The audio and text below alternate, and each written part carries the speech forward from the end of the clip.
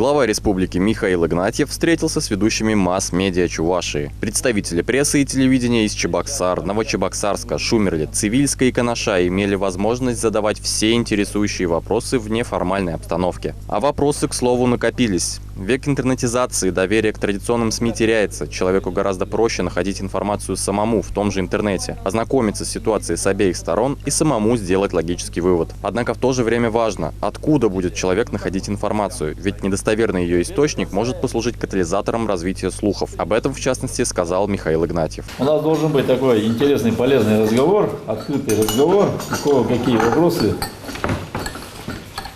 накопились через сарафанное радио. Читатели задают, телезрители задают. Вы должны озвучить эти вопросы.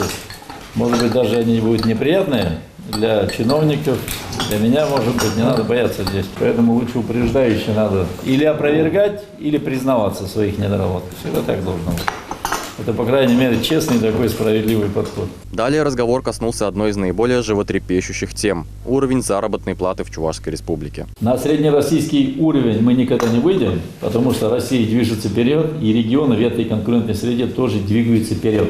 По данным еженедельного мониторинга ситуации на рынке труда, численность официально зарегистрированных безработных граждан составила 4175 человек. На 14 октября 2019 года уровень регистрируемой безработицы по отношению к численности экономически активного населения – 0,68%. Чувашская республика занимает 4-е место по данному показателю среди субъектов Приволжского федерального округа. Я сказал, уже 17 тысяч рабочих мест должны создать высокотехнологичных, где производительность труда будет позволять получать заработную плату.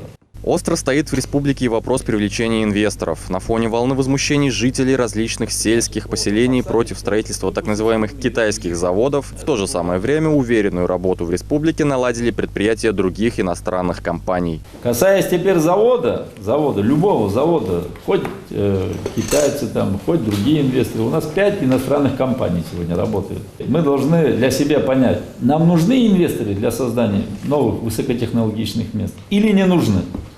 Мы хотим увеличить уровень зарплаты или также в нищете хотим жить?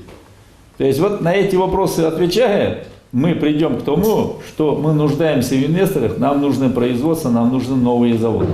Встреча во многом получилась продуктивной. Вопросы были разные. От привлечения инвестиций, трудовой миграции, уровня безработицы до просьбы починить неработающий светофор в Новочебоксарске. Мы же, в свою очередь, хотим заострить ваше, дорогие телезрители, внимание на одном конкретном эпизоде. Продолжение, пожалуйста. У нас в Чебоксарах, тех же медиков и педагогов, зарплата, скажем, на достойном уровне, она такая до средней республиканской доходит. Но в городах, например, вот тот же самый Новочебоксарск или другие районы, там зарплата у них намного разнится. Я, насколько осведомлена, по зарплате дошкольных работников, воспитатели получают за 15 тысяч максимум, тогда как у нас по республике 26 тысяч, там больше 26 тысяч. Хорошо, вот конкретно, чтобы ответить на этот вопрос, нужна информация, фамилия, имя, отчество. Воспитатели детских садов, если взять 6 лет назад, они получали на уровне 7 тысяч рублей. Возмущение я слышал, дефицит кадровый был, сегодня заполняем здесь. Но отдельно по этой теме, для того, чтобы правду узнать, нужна нам информация, фамилия, имя, отчество. И мы переводим и вам дадим, Олег Евгеньевич. Услышали? Принято. Даю вам поручение. Канашская студия телевидения выполняет свои социальные обязательства и одной из своих основополагающих задач считает налаживание взаимодействия между населением и правительством. Сила в правде, как говорил один известный персонаж фильма, поэтому мы обращаемся к вам, дорогие канашцы. Если вы владеете информацией, которая поможет узнать главе республики правду в этом вопросе, то просим вас сообщить ее нам через группу ВКонтакте или по телефону 20323, код города 883533. В свою очередь обещаем довести информацию главе Чувашской республики. Антоний Николаев, Елена Блатцева. Вокруг нас.